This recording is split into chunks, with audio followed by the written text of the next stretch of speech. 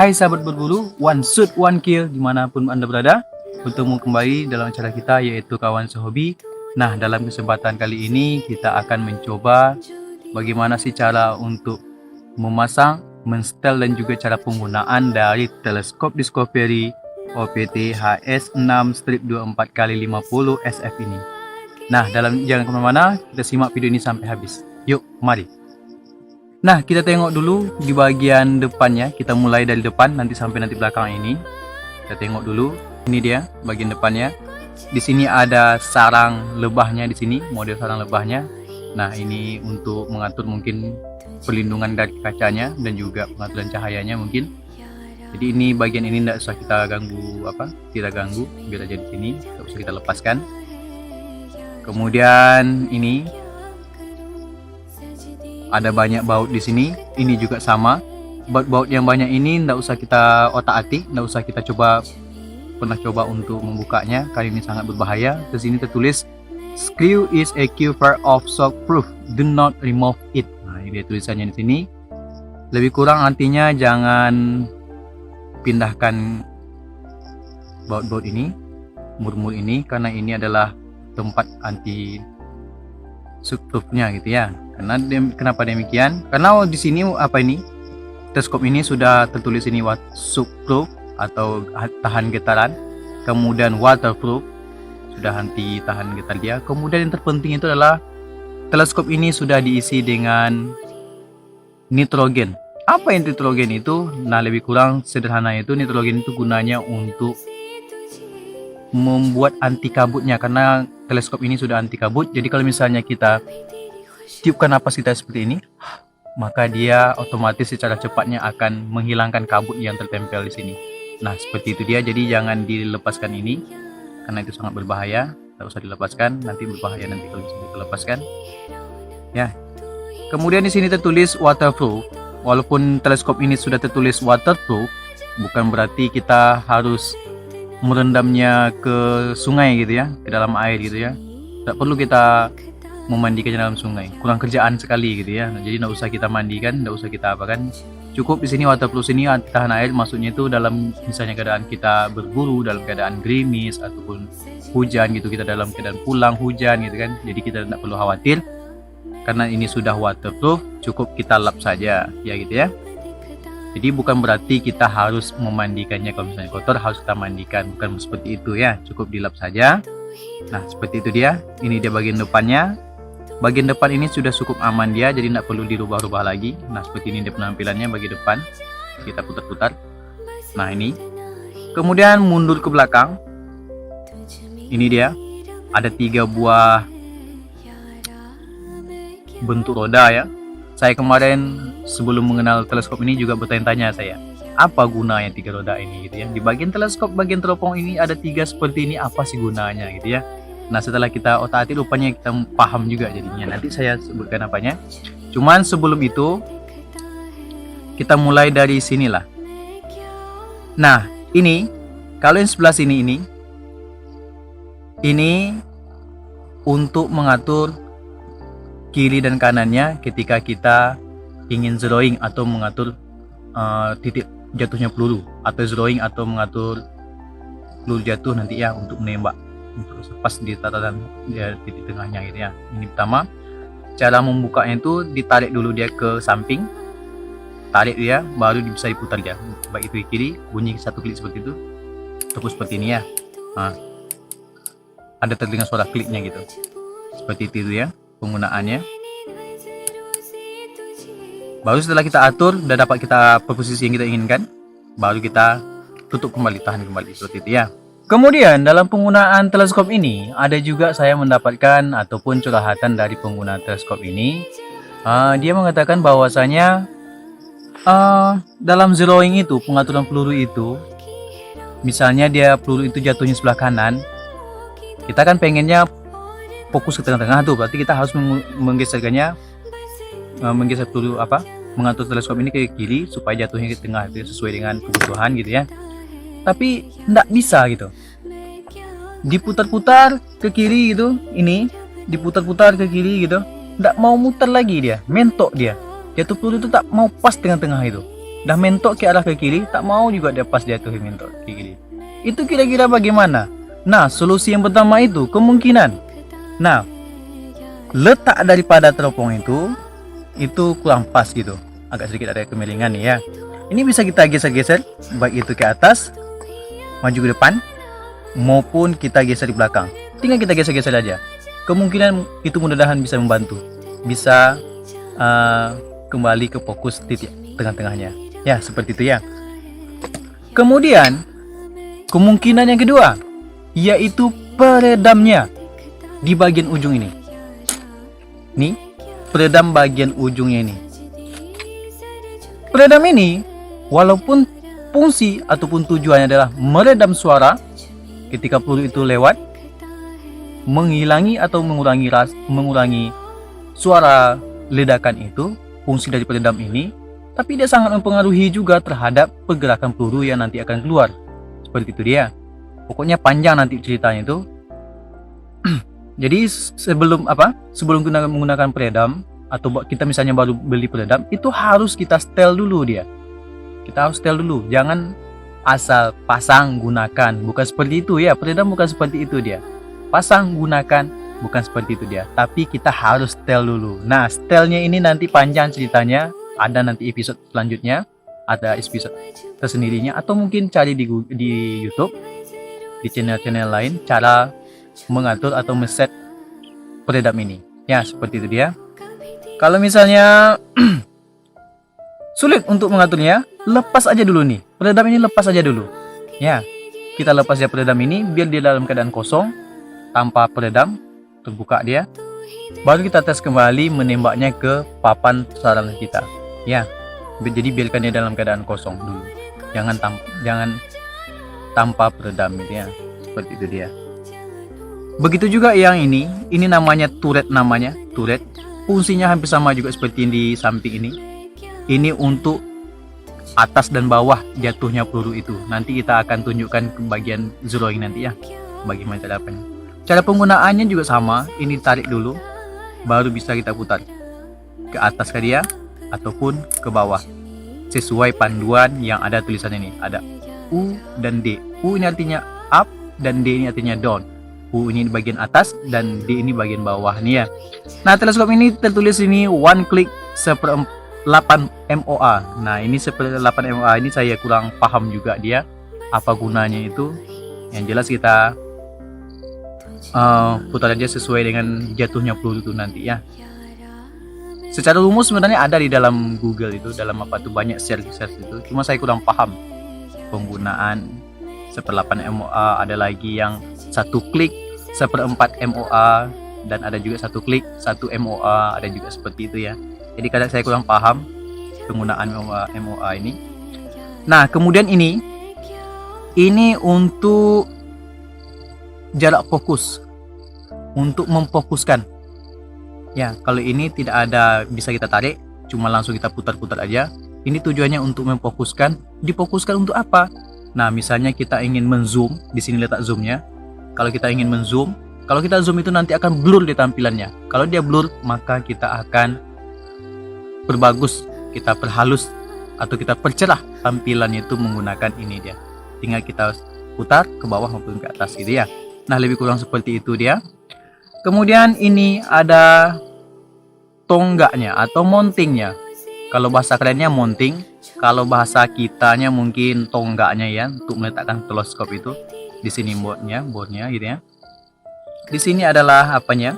Tempat meletakkan, menghubungkan atau menyatukan antara teleskop, teropong dan juga dengan senapan yang kita akan gunakan. Nah, ini dia. Nah, penggunaan tonggak ini itu sangat mempengaruhi sekali terhadap akurasi dan juga jatuhnya peluru itu nanti.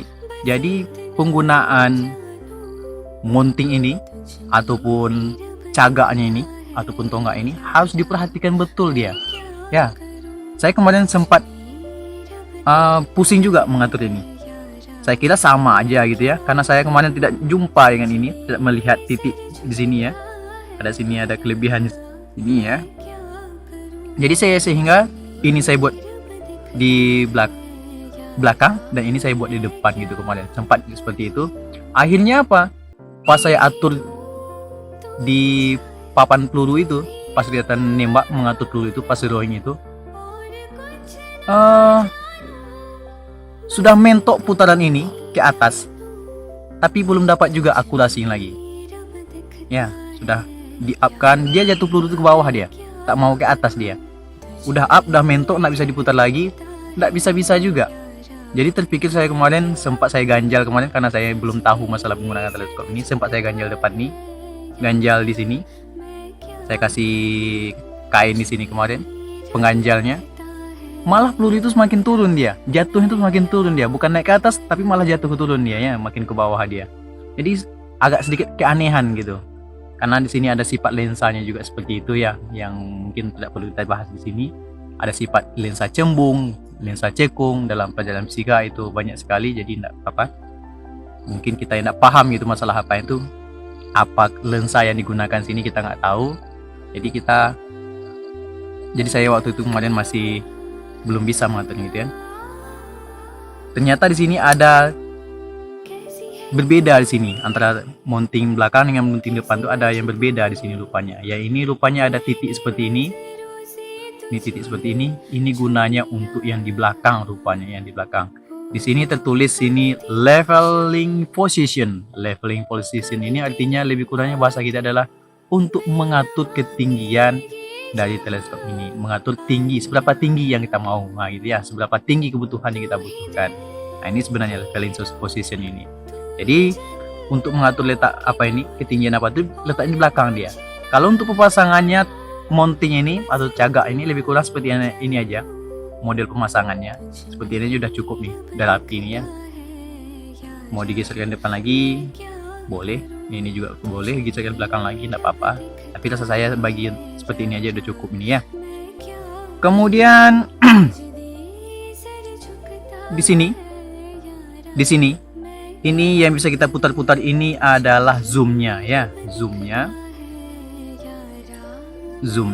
bagian zoom. Nah, ini bagian zoom, nanti kombinasikan dengan ini.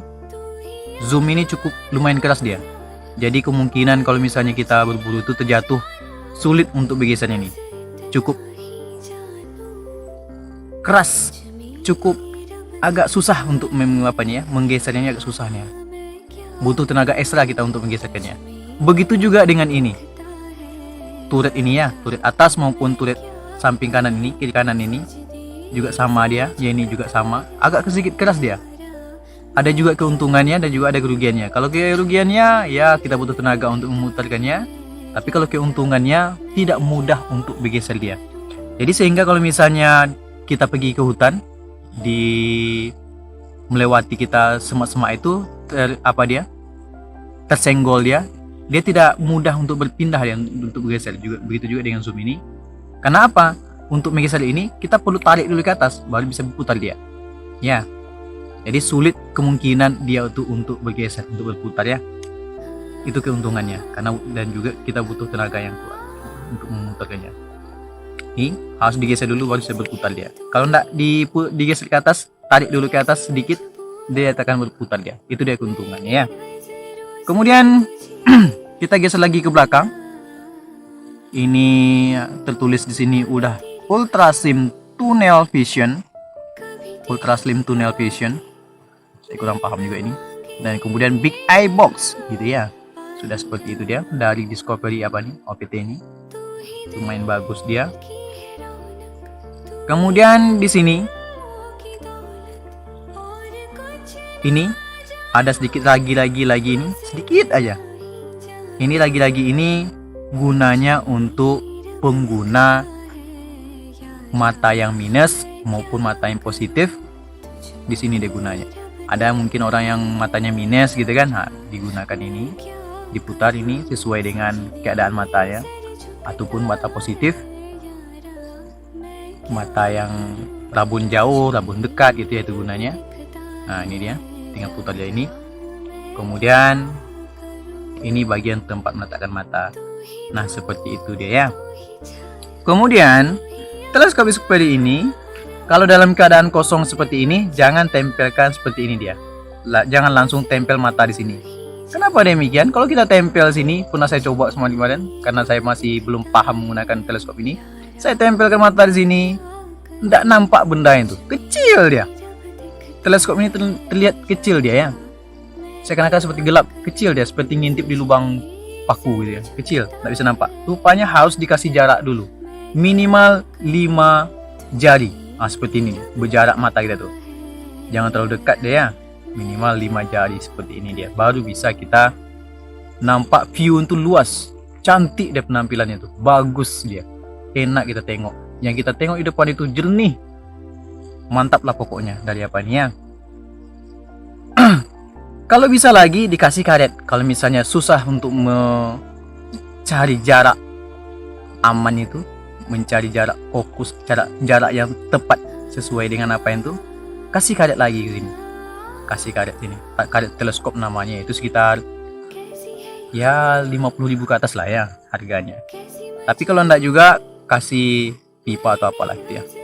Tapi kalau orang dah profesional, jarak dari sini itu udah paham itu seberapa yang dibutuhkan. Kalau udah terbiasa menggunakan teleskop ini, enggak perlu bantuan karet dia. Enak deh ya. Oke, itu aja mungkin kalau sekilas penampakannya, bisa ditengok di atas ini. Gambar di samping ini ya, penampakan dari apa ini. Kalau misalnya ditengok di layar agak sedikit buram, itu bukan berarti teleskopnya kurang bagus. Kalau teleskop ini saya jujur akui dan jujur bagus dia ya. Kenapa tampilannya seperti itu? Itu lantaran kualitas kameranya ya. Di sini kamera sangat berperan penting dalam kualitas tampilan view-nya gitu ya. Tapi secara keseluruhan view dari sini enak dia memandangnya. Kemudian teleskop Discovery ini sayang sekali dia tidak mempunyai lampu retikelnya ya. Sayang sekali dari teleskop seri ini dia belum mempunyai lampu retikel.